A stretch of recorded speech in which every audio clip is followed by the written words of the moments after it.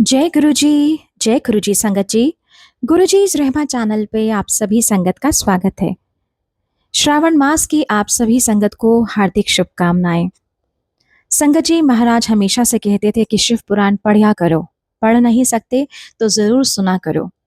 महाराज के असीम कृपा और आशीर्वाद से उसी बात को ध्यान में रखते हुए हर रोज श्री शिव महापुराण के सभी अध्याय सभी खंडों समेत चैनल पर साझा किए जाएंगे। आप सभी से निवेदन है कि इस श्रृंखला को बहुत ध्यान से पूरे भाव और मन से सुने और बाकी संगत तक के साथ जरूर साझा करें ताकि उन सभी संगत का भी जरूर कल्याण हो। जय गुरु जी। जय गुरु जी। जय गुरु जी संगत जी। नमस्ते गुरु जी। गुरु जी से आज्ञा लेकर आज का आरंभ करते हैं। हमने कल तक यही पढ़ा था कि ब्रह्मा जी ने नारद जी को सृष्टि का सारा वर्णन किया। उन्होंने बताया कि समागम से उत्पन्न होती है सृष्टि, मिलन से, मिलाप से, स्त्री और पुरुष के। और जब ब्रह्मा जी को दृढ़ शक्ति की प्राप्ति नहीं हुई ना, तो उन्होंने संपूर्ण इंद्रियों को वश किया और पुनः शिव जी की पूजा की, क्योंकि उनकी प्रसन्नता के बिना कोई भी कार्य पूरा नहीं हो सकता है। ब्रह्मा जी को पता था कि जब तक शिव जी की प्रसन्नता ना हो, कोई भी कार्य पूरा नहीं हो सकता है। तो इसी करके उन्होंने इंद्रियों को वश में किया और पुनः उनकी पूजा की। फिर शिवजी ने प्रसन्न होकर कि अर्धनारीश्वर का स्वरूप दिखलाया। इस स्वरूप के दर्शन पाकर ब्रह्मा जी अत्यंत प्रसन्न हुए और उन्होंने प्रार्थना की। और फिर सदाशिव जी ने हंसते हुए कहा, अरे तुम्हारा मनोरथ हम जानते हैं ब्रह्मा, तुम्हारा मनोरथ हम जानते हैं, जिसके लिए तुमने इतना सारा कष्ट भोगा है। तुम्हारी अभिलाषा पता है हमें कि अधिक संतान उत्पन्न करने की है। और ये कहकर सदाशिव शक्ति से अलग हो गए। फिर बाद में हमने क्या पढ़ा कि फिर ब्रह्मा जी ने शक्ति की महिमा का वर्णन किया और उनसे भी प्रार्थना की कि सृष्टि आगे नहीं बढ़ी है, और उनसे वरदान मांगा कि मेरा मनोरथ कामदेव के आश्रय से पूर्ण हो। और ये भी बोला कि आप दक्ष की पुत्री के रूप में अवतार ग्रहण करें। महारानी ने कहा, पौत्री के रूप में जन्म लूंगी मैं तुम्हारी, और मेरा नाम सती होगा। पर ये याद रखना, जब राजा दक्ष सदाशिव जी का अपमान करेगा, उस समय में अंतर ध्यान हो जाऊंगी। सो इतना कहकर जगदम्बा पुनः सदाशिव के शरीर से संयुक्त हो गई। उसके बाद हमने क्या पढ़ा कि नारद जी ने मैथुनी सृष्टि के बारे में बताया, और नारद जी ने अपने आधे आधे शरीर में से स्वयंभू मनु तथा स्त्री शतरूपा को उत्पन्न किया। और शतरूपा ने भी मनु को पति के रूप में पाने के लिए तपस्या की। कोई भी बड़ा कार्य किया जाता था, बड़ी अभिलाषा होती थी, तो तपस्या ही की जाती थी। फिर ब्रह्मा जी ने उन्हें कहा, सर्वप्रथम भगवान सदाशिव का पूजन करो और उसके बाद सृष्टि उत्पन्न करने का कार्य करो। तो इस तरह से ही आज्ञा मानी स्वयंभू मनु और शतरूपा जी ने, बिल्कुल आज्ञा मानी ब्रह्मा जी की। उन्होंने तपस्या की और भगवान ने दर्शन दिए और प्रसन्न होकर कहा कि सृष्टि को उत्पन्न करो, तुम्हें कोई कष्ट ना होगा, क्योंकि आशीर्वाद था अब शिवजी महाराज का। तो कहा कोई कष्ट ना होगा, और 3 ऋण भी चुकाने होंगे, वो भी हमने कल पढ़े। फिर वे सृष्टि उत्पन्न करने लगे। उनके 2 पुत्र और 3 पुत्रियां हुई। और ब्रह्मा जी ने दक्ष को कहा, ऐसा उपाय करो जिससे तुम्हारी एक पुत्री का विवाह शिव जी के साथ हो सके, जिससे सृष्टि पवित्र हो जाएगी। फिर नारद जी ने विष्णु जी और शिव जी के लोकों की जानने की इच्छा प्रकट की। और हमने सत्यलोक, वैकुंठ लोक, स्वामी कार्तिकेय लोक, शक्ति लोक और शिवलोक के बारे में जाना। शत्रुपा मनु जी की पत्नी थी संसार के प्रथम पुरुष स्वयंभू मनु, और प्रथम स्त्री थी शत्रुपा जी। तो देखिए, हम दुर्निधि के बारे में पढ़ रहे थे ना, कैसे कुसंगत में पढ़कर किस तरह उस पर प्रभाव पड़ा। धीरे धीरे सब धर्म नष्ट होने लगे, वेदों के विपरीत कार्य करने लगा, छली हुआ, जुआरी हुआ। और उसकी माँ उसको उपदेश भी देती थी, परंतु वह पिता के निकट कभी नहीं जाता था। माता मगन रहती थी गृह कार्य में, और वह घर की चीजें क्या करता था, फायदा उठाता था, उठा के ले जाता था, चुरा लेता था। और जब भी पिता पूछते गुणनिधि कहाँ गया, तो माता माता क्या उत्तर देती कि वह स्नान कर रहा है, या पूजन कर रहा है, भोजन कर रहा है। इस तरह से उनको जवाब देती। और ये भी कई बारी कहती कि नहीं नहीं, वो तो अपने मित्रों के साथ और पढ़ने चला गया है, या पाठशाला गया है। इस प्रकार उसकी माता ने उसके पिता से अवगुण को छिपाया। अब आगे पढ़ते हैं पहले खंड का 16वां अध्याय, जो गुण निधि के बारे में हम पढ़ रहे हैं। देखते हैं आगे क्या होता है। ब्रह्मा जी ने कहा, हे नारद, जब भी गुणनिधि का पिता अपनी पत्नी से पुत्र के विषय में पूछता, तो वह इसी प्रकार टाल दिया करती थी। इस प्रकार यज्ञदत्त अपने पुत्र के अवगुणों के बारे में ना जान सका, और वह बहुत दिनों तक इसी प्रकार दुष्कर्म करता रहा। जब उसकी अवस्था 16 वर्ष की हुई, तब उसका विवाह कर दिया गया। इस करके विवाह कर दिया होगा ना कि वो सुधर जाएगा, पत्नी आएगी तो ध्यान दूसरी तरफ बटेगा और सुधर जाएगा, अच्छे मार्ग पर चलेगा। पत्नी भी पतिव्रता, शीलवती एवं सर्वगुण संपन्न मिली। तो गुण निधि को ऐसी पवित्र पतिव्रता पत्नी प्राप्त हुई, फिर भी वह अपनी कुसंगति एवं दुष्कर्मों को न त्याग सका। देखिए, माता पिता ने फैसला किया, विवाह कर देते हैं। माता ने सोचा होगा विवाह करके मेरा पुत्र सुधर जाएगा, और पत्नी भी बहुत भाग्यशाली प्राप्त हुई क्योंकि पतिव्रता थी।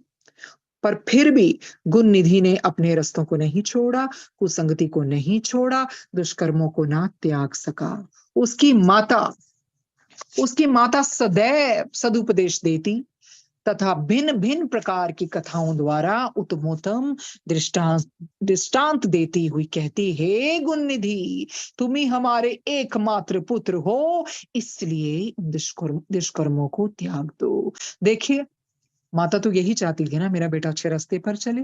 तरह तरह की कथाएं सुनाती ताकि उसे प्रेरित होकर अपने दुष्कर्म छोड़ दे और उत्तम मार्ग पर चल सके। और ये भी कहा, पुत्र एक ही तो पुत्र हो तुम हमारे, दुष्कर्मों को त्याग दो। तुम्हारे पिता अत्यंत क्रोधी प्रकृति के हैं, वे अभी तुम्हारे अवगुणों को नहीं जानते हैं। क्योंकि माता ने पर्दा डाला हुआ था ना, पिता को तो कुछ भी नहीं पता। जब भी पिता पूछते तो वो कहती पढ़ने गया, या कुछ कार्य कर रहा है, या कुछ भी ऐसे। तो उसके दुष्कर्मों को उसने छुपाया। तो वो गुण निधि को भी कहती है कि बेटा सुधर जा, मैंने तेरे बारे में भी पिता को कुछ नहीं बताया है, सही रास्ते पर आ जा। और तरह तरह की कथाएं भी सुनाने लग गई थी वो। इसलिए तुम अभी तक उनसे निर्भय हो। क्यों? क्योंकि मैंने उनके पूछने पर भी अभी उन्हें कुछ नहीं बताया है। यदि किसी दिन उन्हें इन कर्मों का पता लग गया ना, तो वह मुझे और तुम्हें दोनों को दंड देंगे। इससे यही उत्तम है कि उन्हें पता लगने से पहले ही तुम कुसंगति को त्याग कर सत्कर्म करो। हे पुत्र, तुम्हारी पत्नी बुद्धिमान, महारूपवती तथा उच्च कुल की है। अपनी स्त्री का त्याग करना महापाप है। तुम पिता के धर्म पर चलो, नहीं तो सारा संसार तुमको बुरी दृष्टि से देखेगा। तो क्या बोलते हैं, कहते जो तुम स्त्री का त्याग कर रहे हो ना, ये महापाप है। जो पिता का धर्म है उस मार्ग पर चलो, नहीं तो सारा संसार तुम्हें उलाहने देगा, बुरी दृष्टि से देखेगा। तुम मुझको तथा अपने पिता को क्यों लज्जित करते हो? तुम अन्य घरों के लड़कों को तो देखो, वे नित्य वेद पाठ करते हैं। जब यहाँ के राजा को तुम्हारे अवगुणों के विषय में ज्ञात होगा, तो वह तुम्हारे पिता से अप्रसन्न होकर उनका मासिक शुल्क देना बंद कर देगा। अभी तो लोग ये कहकर टाल देते हैं कि तुम ये अवगुण के कर्म लड़कपन के कारण करते हो, परंतु अवस्था बढ़ जाने पर सब लोग तुम पर हंसेंगे तथा व्यंग्यपूर्ण तानों से कहेंगे कि तुम्हारा कुल अति अपवित्र हुआ। देखिए, माता समझा रही है कि अभी तो सब सोच रहे हैं तुम कम अवस्था के हो, चलो लड़कपन है, पर जब तुम आगे तुम्हारी उम्र आगे आगे बढ़ेगी तो तुम्हारा मजाक उड़ाएंगे, हंसेंगे, और ये भी कहेंगे कि हमारा कुल अति अपवित्र हुआ। वे तुम्हारे पिता की निंदा करेंगे, और इन्हीं सब कारणों से तुम्हारे पिता नरकगामी होंगे। देखिए, तो निंदा करेंगे पिता की, उसके कारण क्या होगा? पिता को नरकगामी होना पड़ेगा तुम्हारे कर्मों के कारण। सब लोग इसका दोषी मुझको ठहरावेंगे। तो वो तो यही कहेंगे ना, ये कैसी माता है, क्या संस्कार दिए इसने। तो इसीलिए माता कहती है सब लोग इसका दोषी मुझको ठहरावेंगे। वह कहेंगे कि इसी ने पाप कर्म से गर्भ धारण कर ऐसा पुत्र उत्पन्न किया है, क्योंकि तुम्हारे पिता निष्पाप हैं। वे वेद एवं धर्म शास्त्र के ज्ञाता हैं। मैं भी अपने पति के सिवाय और किसी पुरुष को नहीं जानती तथा निष्पाप होकर गृह कार्य में संलग्न रहती हूँ। उसकी माता भी पतिव्रता है। कहते देखो, मैं भी तो सारा दिन गृह कार्य में संलग्न रहती हूँ ना, और मैंने कभी आंख उठाकर नहीं देखा किसी पुरुष को। तो तुम क्यों इस पाप के रास्ते पर चल रहे हो और हमें लज्जित करवाओगे। परंतु ये सब भगवान की इच्छा है कि मेरे गर्भ से तुम जैसा दुख देने वाला को पुत्र उत्पन्न हुआ, परंतु गुण निधि पर इसका कोई प्रभाव नहीं पड़ता। आगे पढ़ते हैं। ब्रह्मा जी बोले, हे नारद, गुण निधि को यदि मेरे समान भी कोई गुरु मिलता तो भी उस मूर्ख के मन में बुद्धि उत्पन्न ना होती। तो देखिए ब्रह्मा जी क्या कहते हैं। कहते अगर गुण निधि को गुरु मिलता ना, मेरे समान भी, मेरे जैसा भी, अगर वो उसको समझाता तो भी उस मूर्ख के मन में बुद्धि उत्पन्न ना होती, क्योंकि उसकी बुद्धि तो सो गई थी। तो उसको समझाने पर भी कुछ समझ ना लगता। अगर मैं भी उसका गुरु बनकर जाता, उसको नहीं समझ लगती। आगे बढ़ते हैं। गुण निधि की माता उपदेश करते करते थक गई, परंतु गुण निधि पर कोई प्रभाव नहीं पड़ा। वह सदैव जुआ खेलता, चोरी करता, मद्यपान करता और वेश्याओं के साथ भोग करने में अपना समय व्यतीत करता था। देखिए सब गंदी आदतें थी उसको, जुआ भी खेलता था, चोरी भी करता था, शराब मद्यपान करता और वेश्याओं के साथ भोग करने में अपना समय व्यतीत करता था। इस प्रकार उसने कुछ ही दिनों में पिता का धन चुराकर जुआ, भोग तथा वेश्याओं पर खर्च कर डाला। तो क्या किया, जो भी पिता का धन था घर से चुरा डाला उसने, चोर बन गया। और कहां पर, जुआरी बन गया, भोग तथा वेश्याओं पर खर्च कर डाला। इस प्रकार वह निर्धन हो गया। उसके पिता ने जितने बहुमूल्य रत्न एवं उत्तम वस्त्र अपनी विद्या के प्रभाव से राजा के यहां से उत्पन्न किए थे, उनमें से कुछ भी शेष ना बचा। क्यों, क्योंकि इसने तो सब कुछ बेच दिया। अपने माता पिता का कुछ भी उसको ध्यान नहीं रहा, सब कुछ बेच कर आ गया, वो निर्धन हो गया। तब एक दिन गुण निधि ने अपनी माता को पूरी तरह निद्रा में लिप्त देखकर उसके हाथ में से अंगूठी उतार ली और उसको जुआरियों के साथ दांव पर लगा दिया। जुआरियों ने उस अंगूठी को भी जीत लिया। एक दिन अकस्मात उसके पिता यज्ञदत्त ने उस अंगूठी को एक जुआरी के पास देकर पहचान लिया। तो पिता जा रहे होंगे या कोई काम काम के लिए उस जुआरी के पास पहुंचे होंगे, तो देखा अरे ये तो अंगूठी देखी पहचानी लगती है, अरे ये तो हमारी है, उसने पहचान लिया। उन्होंने उस जुआरी को एकांत में ले जाकर पूछा कि तुमने ये अंगूठी कहाँ से प्राप्त की है। उसने उत्तर दिया, ये अंगूठी तथा इसी प्रकार की अनेक अंगूठियां मेरे पिता के घर में है। जुआरी क्या कहता है, अरे आप क्या इस अंगूठी की बात कर रहे हो, अरे इस तरह की और भी अनेक अंगूठियां हैं मेरे पिता के घर में। जान पड़ता है पराया धन देकर तुम ललचाते हो। तब यज्ञदत्त ने क्रोधित होकर उससे कहा, अब तुम हंसी छोड़कर तथा छल आदि को त्याग कर इस अंगूठी के विषय में सत्य सत्य बता दो। मैंने इसे राजा से प्राप्त किया है, अतः तुम इसे नहीं ले सकते हो। तो उसको तो पता था ये सारी अंगूठियां तो मुझे राजा ने दी है। तो उसने बोला, मुझे सच सच बता दो, तुमने ये कहां से प्राप्त की, तुमने कहां से ली है ये। मैंने इसे राजा से प्राप्त किया था, तुम इसे नहीं ले सकते। इस प्रकार जब उन्होंने दृढ़ता से जुआरी से पूछा तो उसने सब सत्य बात उनको बता दी और कहा, तुम मुझको डराते धमकाते क्यों हो, मैंने कोई चोरी नहीं की है। यही क्या, और भी बहुत सी वस्तुएं मैंने तुम्हारे लड़के से जुए में जीती हैं। अनेक रत्न, सोने चांदी के आभूषण, पीतल तांबे आदि के बर्तन जो तुम्हारे घर में थे, हम लोगों ने वे सब तुम्हारे लड़के से जीत लिए। वह केवल जुआ ही नहीं खेलता, अपितु चोरी तथा वेश्यागमन भी करता है। जुआरी के ऐसे वचन सुनकर यज्ञदत्त को बहुत आश्चर्य हुआ। वे कपड़े से अपना मुंह लपेटकर शोक से रुदन करते हुए अपने घर आए। देखिए उन्होंने कपड़े से अपना मुंह ढक लिया और शोक में रोते हुए अपने घर आए तथा स्त्री से बोले, गुण निधि कहाँ गया है, कहाँ है गुन्नदी, तथा मेरी अंगूठी कहाँ है? उसकी स्त्री ने ये सुनकर भयभीत हो गई, बड़ी चतुराई से उत्तर दिया, इस समय मैं अनेक कार्यों में व्यस्त हूँ। तुम्हारा भी पूजा पाठ का समय है। मुझे तुम्हारे प्रेमी अतिथियों का भोजन बनाना है। मैंने अंगूठी को किसी स्थान पर रख दिया है, परंतु इस समय स्मरण नहीं है। जिस समय इन कार्यों से अवकाश पाऊंगी, मतलब छुट्टी पाऊंगी, उस समय तुम्हारी अंगूठी खोज कर दे दूंगी। यज्ञदत्त ये सुनकर क्रोधित होकर बोले, हे कपूत की माँ, छल वार्ता में चतुर, मैंने जिस दिन भी तुमसे ये पूछा कि गुन्नुदी कहाँ है, तभी तुमने ये उत्तर दिया कि ये अपने साथियों सहित विद्या अध्ययन के लिए पाठशाला गया है। अच्छा, यदि अंगूठी नहीं मिलती तो अन्य वस्तुओं मुझे लाकर दिखाओ। अब तुम पुत्र मोह को त्याग दो। अब मेरी इच्छा बिना पुत्र के रहने की है। पिता कहता, मुझे से पुत्र से मर जाना ही अच्छा है, या फिर मैं ऐसे पुत्र को कभी नहीं अपनाऊंगा।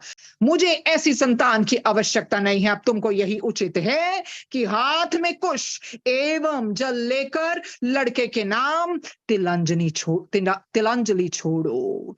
जब तक मैं ये ना कर लूंगा, तब तक भोजन ग्रहण न करूंगा। गुरनिधि की माता अपने स्वामी के ऐसे वचन सुनकर उनके चरणों पर गिर पड़ी तथा क्षमा प्रार्थना करने लगी। कुछ देर के पश्चात यज्ञदत्त का क्रोध भी कम हो गया। आगे पढ़ते हैं, पहले खंड का 17वां अध्याय। ब्रह्मा जी ने कहा, हे नारद, जब गुन्निधि ने ये बात सुनी, तब वह चिंता और शोक युक्त होकर अपने को भाग्यहीन समझने लगा। वह रो रो कर कहने लगा, हाय हाय, हे मेरी सहायक माता, अब मैं कहाँ जाऊं, क्या करूं? गुन्निधि ये कहकर पिता के भय से भयभीत हो रोता हुआ घर से भाग गया। देखिए, इतना डर था ना उसको पिता से, बहुत डर था। पहले भी वो पिता के करीब थोड़ी जाता था, इतना डरा हुआ था। सोचता होगा, घर जाऊंगा तो पता नहीं पिता क्या करेंगे, मार देंगे, पीटेंगे, क्या करेंगे। इसलिए वो रोता हुआ घर से भाग गया। वह कुछ समय ही मार्ग के परिश्रम से थक कर रोते रोते क्या कहा उसने, हे मेरी माता, मैं अब कहाँ जाऊं, क्या करूं? यही सोचता ना होगा ना, मेरी माँ होती तो मुझे कैसे दुलारती, मुझे खाना देती, मेरा ख्याल रखती। अब मैं क्या जाऊं, कहाँ जाऊं, क्या करूं? अब मैं कहाँ जाऊं और क्या करूं? मुझे कोई उपाय नहीं सूझता। मैं विद्या से हीन हूं। अरे, मैंने तो धन का संग्रह भी तो नहीं किया।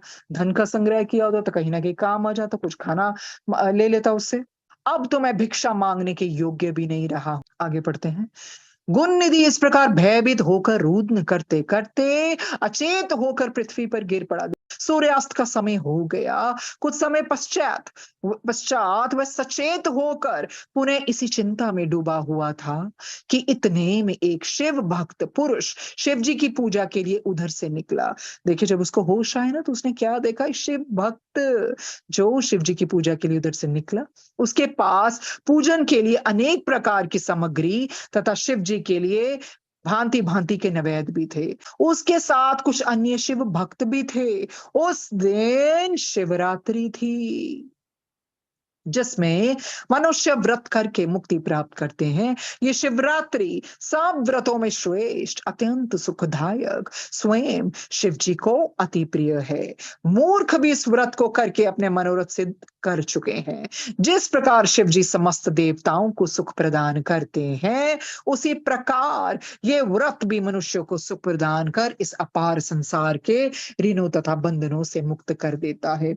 ऐसे परम शिवरात्रि व्रत को रखे हुए वह मनुष्य शिवालय में चले गए। जो पुरुष अनेक प्रकार के नैवेद्य एवं व्यंजन अपने साथ लाया था, उसकी सुगंधी पाकर गुणनिधि जब बहुत भूखा था, विचार करने लगा कि रात्रि के समय जब ये लोग शिव जी को अर्पण करेंगे तथा सो जावेंगे, उस समय मैं इस सुगंधित भोजन को वहां से उठा लूंगा।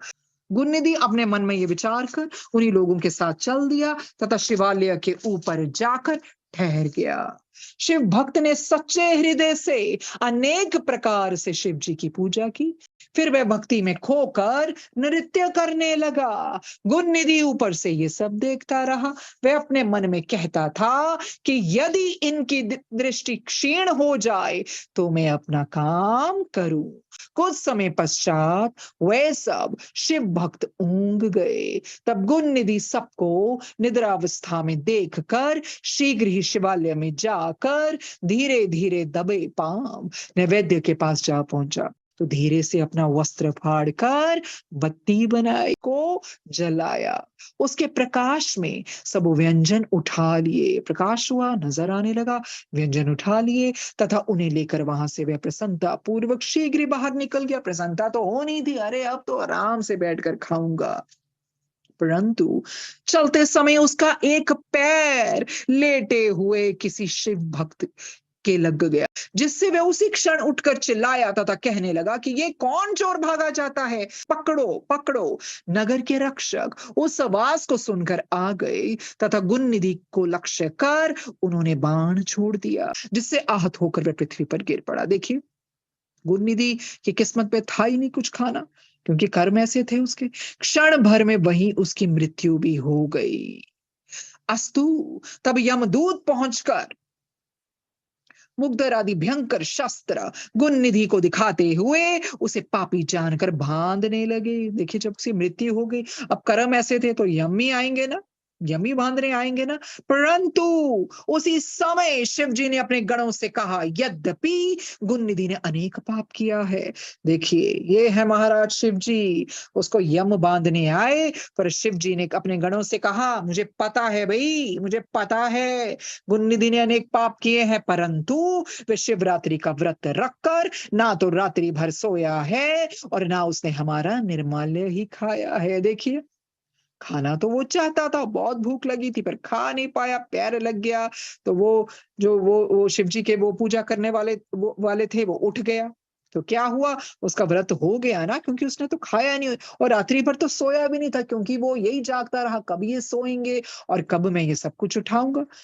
और शिव भक्त जब सो गए तो फिर इसको यही था ना कि मुझे भोजन मिले, वो सोया ही नहीं और ना ही उसने हमारा निर्माल्य ही खाया है, नैवेद्य भी नहीं खा सका। तो जो हुआ अच्छे के लिए हुआ। नगर के रक्षकों द्वारा उसकी मृत्यु हुई है। इस समय उसको यमदूत बांध रहे हैं। अतः मेरा आदेश है कि तुम यमदूतों से गुण निधि को मुक्त करके मेरे लोक में आओ। देखो, शिव जी ने आदेश दिया, अरे यमदूत बांध रहे, उनको बोलो छोड़ो, ये मेरा आदेश है, तुम यमदूतों से गुण निधि को मुक्त करके मेरे लोक में ले आओ, क्योंकि मैंने उसको अपना लिया। देखिए, अब पापियों को कौन अपनाने वाले हैं? गुरु जी, शिव जी, कोई नहीं अपना सकता। हमने सुने हैं ना बहुत सारे सत्संग, जिसमें क्या है, जब भी यम आते थे, आते थे, जमा दी मार पंजाबी च कहते हैं और हिंदी में यम कहते हैं। गुरु जी ने बचाया ना यम से। फिर यम भी नहीं कुछ कर सकते, यमदूत भी नहीं कर सकते। कर्मों के हिसाब से यमदूतों ने ही आना था, पर गुरु जी ऐसा कल्याण करते हैं, पापियों का भी कल्याण करते हैं। जो उनकी शरण में आ जाए, फिर यमदूत कुछ नहीं कर सकते, उनका कुछ नहीं कर सकते। ये शिव जी का आदेश है, अब वह नरकगामी ना होगा। मुझको शिवरात्रि व्रत अत्यंत प्रिय है, यही तो बोला शिव जी ने। अस्तु, अब गुण निधि कलिंग देश का राजा होकर मेरा परम भक्त होगा। देखिए, कहा गुण निधि ने क्या कर्म किए, उस कर्मों के हिसाब तो यमदूतों ने ही लेके जाना था ना, कोई अच्छा कर्म तो किया नहीं। पर अनजाने में जो कर्म हो गया ना, महाशिवरात्रि वाले दिन कुछ खा नहीं सका, जो निर्माल्य खाना चाहता था, नैवेद्य, वो भी नहीं खा सका, और दीप भी जला दिया अपने कपड़े को फाड़ कर, बत्ती बनाकर। तो क्या हुआ, अनजाने में भी किए हुए कर्मों को कौन माफी दे सकता है? कौन? महाराज शिव जी और कोई नहीं। और ये वरदान भी दे दिया, रे इतने खुश हो गए, कहते ये गुण निधि कलिंग देश का राजा होकर मेरा परम भक्त होगा, जब भी उसका जन्म होना होगा, और उस जन्म में वो कलिंग देश का राजा ही हुए। आगे बढ़ते हैं। शिव जी के आदेश अनुसार उनके गण गुण निधि के पास जा पहुंचे। उनके हाथों में त्रिशूल थे। यमराज के गण उन्हें देखकर बहुत भयभीत हो गए। अरे, जब शिव जी के गण आते हैं ना, तो यमराज के गण वहां ठहर नहीं सकते। शिव गणों ने उनसे कहा, तुम कौन हो जो इस निष्पाप व्यक्ति को बांध रहे हो?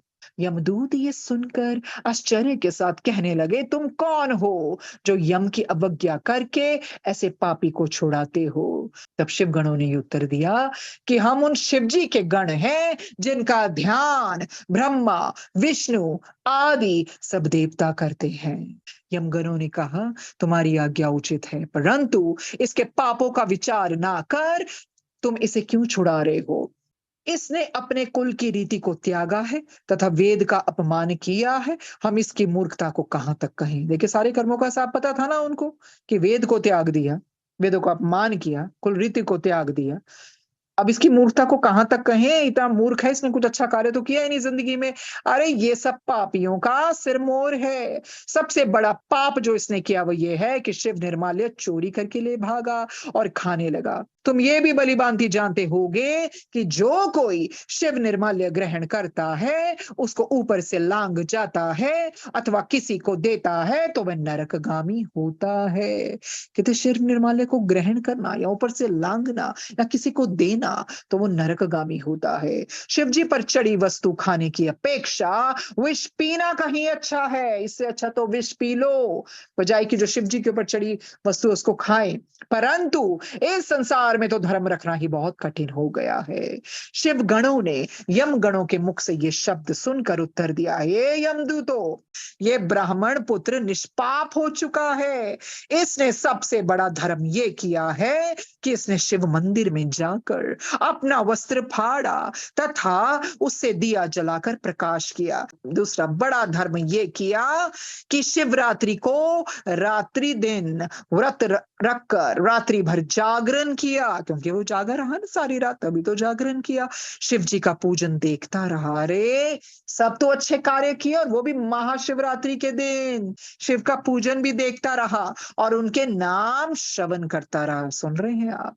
श्रवण करने की कितनी महिमा है, कितनी महिमा है जब महाशिव पुराण के श्रवण करने की। यद्यपि धर्म इससे अचानक ही हुआ। कहते हैं ये जो सब कुछ इसने किया ना, शिव मंदिर में जाकर वस्त्र फाड़ा, दिया जलाया, और दूसरा धर्म क्या किया? शिवरात्रि को रात्रि दिन सारा दिन रात व्रत किया, रात्रि भर जागरण भी किया, पूजन भी देखता रहा, श्रवण भी करता रहा। और हमें पता है ये सब अचानक ही हुआ है। ऐसा नहीं है कि जानबूझ के कि अनजाने में सब कुछ हुआ, अचानक ही हुआ है, परंतु इसको पुण्य लाभ हुआ है। अब ये भविष्य में कलिंग देश का राजा होकर शिव का पूजन करेगा। ये कहकर शिव जी के गण गुण निधि को मुक्त कर अदृश्य हो गए। 18वें अध्याय में पढ़ते हैं पहले खंड के क्या होता है। ब्रह्मा जी ने कहा, हे नारद, शिव गणों के ऐसे वचन सुनकर यमदूत लज्जित होकर यम के पास गए तथा उन्हें सब हाल विस्तार पूर्वक कह सुनाया।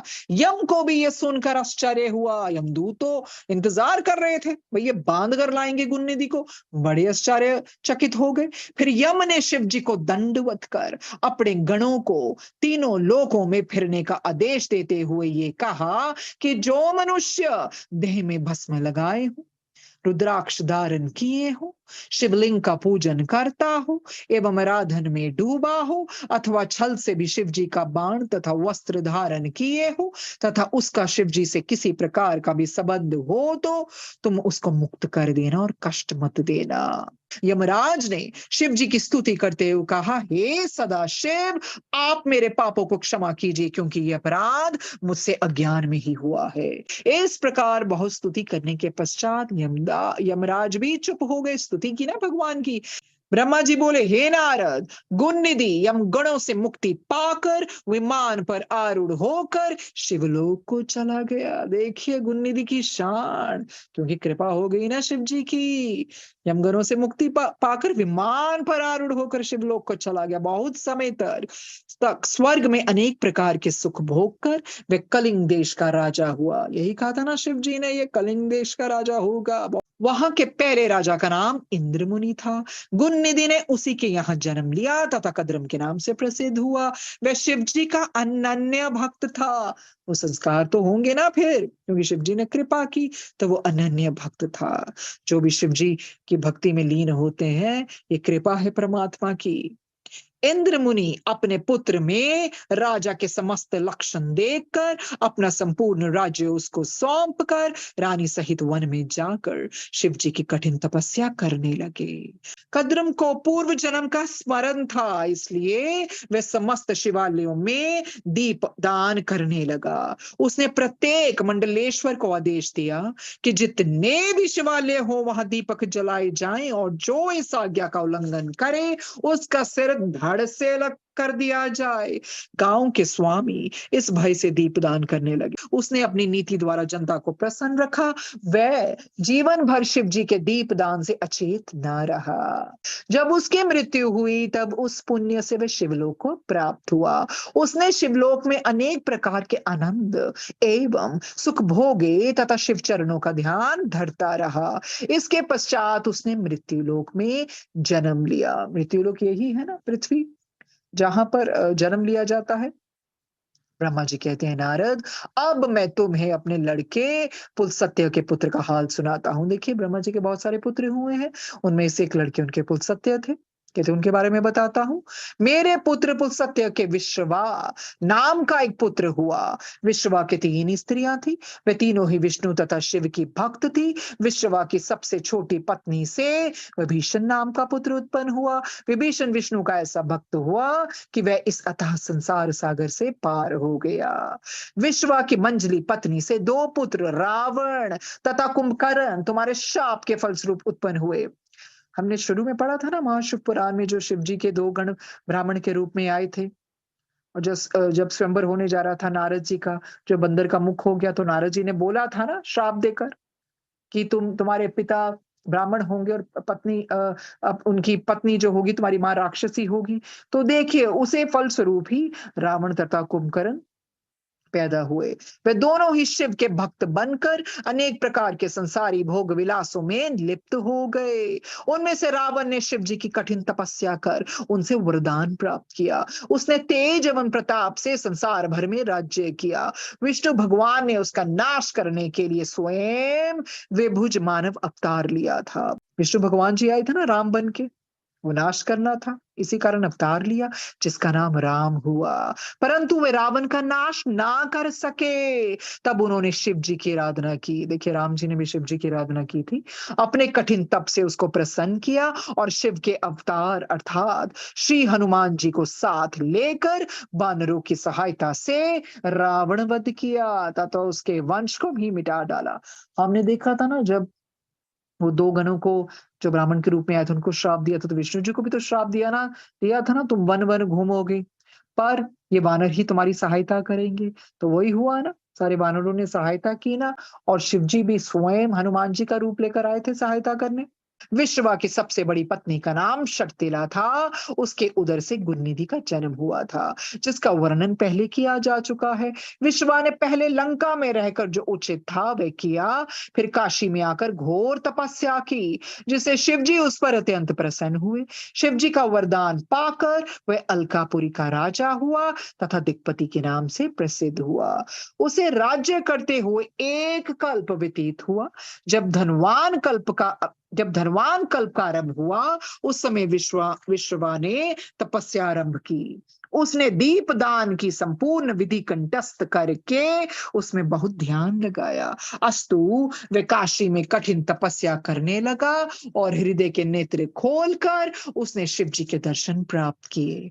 अपने हृदय को ब्रह्म ज्ञान से पूर्ण कर उसने मन को शांत कर लिया और उसी स्थान पर शिवलिंग की स्थापना करके षोडशोपचार द्वारा उसकी पूजा की। पूजा करते करते विश्वा के शरीर का रक्त एवं मांस सूख गया। देखिए, इतनी पूजा की, शरीर का खून रक्त भी सूख गया और मांस भी सूख गया, केवल चर्म तथा हड्डियां ही शेष रह गई। ऐसी कठोर तपस्या करते 100 करोड़ वर्ष समाप्त हो गए। उसकी ऐसी कठिन तपस्या को देखकर शिवजी पार्वती सहित विश्वा के पास पहुंचे और वर मांगने के लिए कहने लगे। देखिए, ऐसी कठोर तपस्या 100 करोड़ वर्ष तक, हरे हड्डियां ही रह गई शेष, थोड़ा सा मांस रह गया और हड्डियां रह गई। और शिव जी पहुंचे पार्वती माता के साथ और वर मांगने के लिए कहा। 19वें अध्याय में पढ़ते हैं क्या होता है आगे।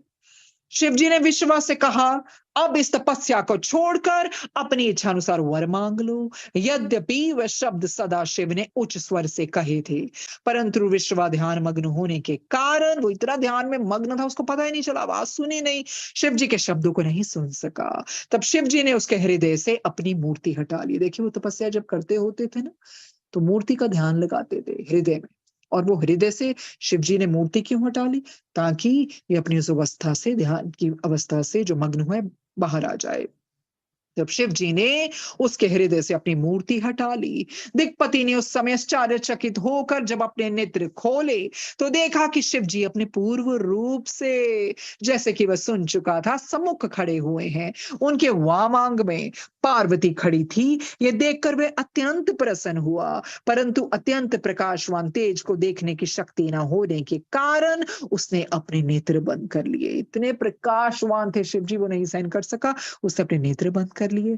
फिर इस प्रकार कहा, हे नाथ, मुझे आप अपने चरण दिखा दीजिए। अरे मैं नहीं देख सकता, आपके दर्शन नहीं ले पा रहा हूं प्रभु, चरण ही दिखा दीजिए, तथा ऐसी शक्ति दीजिए जिससे मैं आपके दर्शन कर सकूं, क्योंकि ऐसे तो मैं दर्शन नहीं कर पाऊंगा। कैसे कैसे मैं बर्दाश्त करूंगा इतनी रोशनी को? प्रभु, मुझे इतनी शक्ति दीजिए, इतना बल दीजिए कि मैं आपके दर्शन कर सकूं। मैं इसके अतिरिक्त और कुछ नहीं चाहता, क्योंकि संसार में इसके अधिक और कोई पदार्थ नहीं है। देखिए, बहुत बड़ी बात कही, चरण कमल की प्रीति, कहते इससे अधिक और कोई पदार्थ है नहीं प्रभु। सबसे बड़ा पदार्थ यही है, चरण कमल, चरण कमल प्रभु के।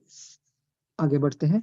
दिक्पति ये कहकर चुप हो गया। शिव जी उनके वचनों को सुनकर अत्यंत प्रसन्न हुए। उन्होंने दिक्पति को अपने स्वरूप का दर्शन प्राप्त करने की शक्ति प्रदान की तथा अपने हाथों से उसके हाथ पकड़ लिए। सर्वप्रथम दिक्पति ने नेत्र खोलते ही शिवरानी को देखा और कहा, ये देवी कौन है? इनका बड़ा सौभाग्य है जो ये शिव जी के इतने निकट रहती है। इनके पुण्य, प्रेम और तथा माता पिता को धन्य है। उसने ये बात बारंबार कही तथा शिवरानी को प्रत्यक्ष कुदृष्टि से देखा। इससे उसकी आंखें तुरंत फूट गई। उस समय देवी ने क्रोधित होकर ये कहा, ये तपस्वी कुदृष्टि रखने वाला, इसी से इसे कष्ट मिला है। ये ऐसे व्यंग वचन कहकर मुझे अपनी स्त्री के समान देखता है। शिवरानी बोली, हे शिव, ये आपका कैसा भक्त है? ये वचन सुनकर शिव जी हंसते हुए बोले, देवी, इसने छल का त्याग कर ऐसा तप किया है जो प्रत्यक्ष है। कहते हैं छल को इसने त्याग दिया है, तभी तो ऐसा तप किया है ना, ये प्रत्यक्ष है, तो नजर आ रहा है। तुमको मेरे साथ देखकर तुम्हारे भाग्य को अपने से अधिक जानकर इसने सराहना की है। तो वो पार्वती जी को समझाते हैं, ये सराहना कर रहा है, जो तुम सोच रही हो ऐसा नहीं है, ये कुदृष्टि से नहीं देखता। इसके पश्चात शिव जी दिक्पति से बोले, तुम्हारी जो इच्छा है मांग लो। हमारे आशीर्वाद से तुम समस्त निधियों एवं संपूर्ण राजाओं के स्वामी होगे। तुम्हारे अधीन विद्याधर, यज्ञ तथा किन्नर रहेंगे। तुम्हारी जो गुप्त इच्छा है हम उसे भी जानते हैं। देखिए, शिव जी सबकी गुप्त इच्छा जानते हैं, तभी तो बोला ना, तो तुम्हारी गुप्त इच्छा है हम उसे भी जानते हैं।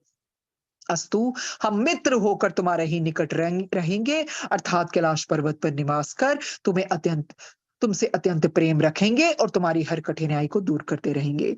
देखिए, उसकी गुप्त इच्छा क्या थी? कि ये कैलाश पर्वत पर मेरे मित्र बनकर रहे। तभी तो शिव जी ने कहा, तुम्हारी जो गुप्त इच्छा है हम उसको भी जानते हैं। अब तुम शिवरानी के चरणों पर गिरकर इनसे क्षमा मांगो, क्योंकि ये तुम्हारी माता है। इस प्रकार ये प्रसन्न होकर अपना क्रोध शांत कर लेंगे। अरे, चरणों पर पड़कर क्षमा मांग लो, इनका क्रोध शांत हो जाएगा। शिव जी की आज्ञा सुनकर विश्वा शिवरानी के चरणों पर गिर पड़ा। तब शिव जी शिवरानी से बोले, हे देवी, ये तुम्हारा परम भक्त है, तुम इसके ऊपर कृपा करो और इसको अपना सेवक समझो। शिव जी की ऐसी बातें सुनकर शिवरानी ने अपना क्रोध शांत कर लिया तथा दिक्पाल से कहा, अब तुम हमारे पुत्र हुए। तो देखिए, शिव जी ने ऐसी बातें सुनकर शिवरानी ने अपना क्रोध शांत कर लिया और तथा दिक्पाल से कहा, अब तुम हमारे पुत्र हुए, इसलिए तुम्हारे मन में शिव जी की भक्ति सदैव बनी रहेगी। तुमको शिव जी ने जो वरदान दिया है वह सत्य है। तुम मेरे स्वरूप की इच्छा करके अपने मन में भय नहीं लाए, इससे तुम्हारा नाम कुबेर होगा। तुमने जिस शिवलिंग की स्थापना की है वह सिद्धि प्रदान करने वाला होकर तुम्हारे ही नाम से प्रसिद्ध होगा। वह संपूर्ण पापों को नष्ट करके मुक्ति देगा। जो कुबेरेश्वर महादेव के दर्शन करेगा वह थोड़ी सी भक्ति में भी तपस्या का फल प्राप्त कर लेगा। ये कुबेरेश्वर महादेव विश्वेश्वर के दाहिने ओर है, जिनकी पूजा करके लोग अत्यंत आनंद प्रदान करते हैं, प्राप्त करते हैं। शिव और शिवरानी दिक्पति को ये वर देकर तथा ये कहकर कि हमारे आने की प्रतीक्षा करना, अंतर्ध्यान हो गए। दिक्पति भी अपने घर को लौट आया। शिव जी की कृपा से उसने बहुत धन प्राप्त किया। फिर वह अलकापुरी का राजा होकर तथा शिव मित्र उपनाम पाकर शिव का कोषाध्यक्ष हुआ। तब से वह सदैव शिव की भक्ति में संलग्न रहता है। अलकापुरी इतनी सुंदर है जिसको देखकर मनुष्य का मन मोहित हो जाता है। नारद, मैंने तुमसे ये विश्वा की कथा ये कह सुनाई कि इसने किस प्रकार शिव जी से वरदान प्राप्त किया। तीनों लोकों में शिव के समान दयालु कोई नहीं है। वाकई में करुणा के सागर हैं, दया के सागर हैं, उनके समान दयालु कोई नहीं है। कैसे कृपा बरसाई विश्वा पे, कैसे कुबेर जी नाम दिया, कुबेर जी के साथ मित्र बनकर कैलाश पर्वत पर रहे, और कैसे सारे कल्याण के कारण उन्होंने ये सब किया क्योंकि वो गुप्त इच्छा जानते थे। तो समय हो गया है। धन्यवाद करते हैं गुरु जी को महाशिव पुराण की कथा सुनवाने के लिए। बोलने वक्त जबान भी लड़खड़ाती है, आसान नहीं है महाशिव पुराण की कथा को इस तरह से जैसे भी गुरुजी पढ़वा रहे हैं। उनकी कृपा है, उन्हीं की ऊर्जा है, ये गुरुजी ही जानते हैं कैसे करवा रहे हैं। धन्यवाद गुरुजी इस पल के लिए। इसी को आगे ले जाएंगे, आगे पढ़ेंगे क्या होता है, किस तरह से वो दया के सागर, किस किस तरह से वो भक्तों पर कृपालु होते हैं। सो धन्यवाद गुरुजी, धन्यवाद इस प्लेटफॉर्म को, संगत को। शुक्राना गुरु महाराज, शुक्राना सोनिया आंटी आपका भी, जो इतने सुंदर महात्म्य का इतना विस्तृत रूप से आपने वर्णन किया है अपनी सुंदर सरल भाषा में। महाराज, आप सभी के ऊपर ऐसी ही कृपा दृष्टि बनाई रखें, और संगत जी इस श्रृंखला को बहुत ध्यान से पूरे भाव और मन से ज़रूर सुनिए। उम्मीद करूंगी कि संगत जी आप सभी अपने कल्याण के साथ साथ बाकी संगत का भी ज़रूर कल्याण करेंगे।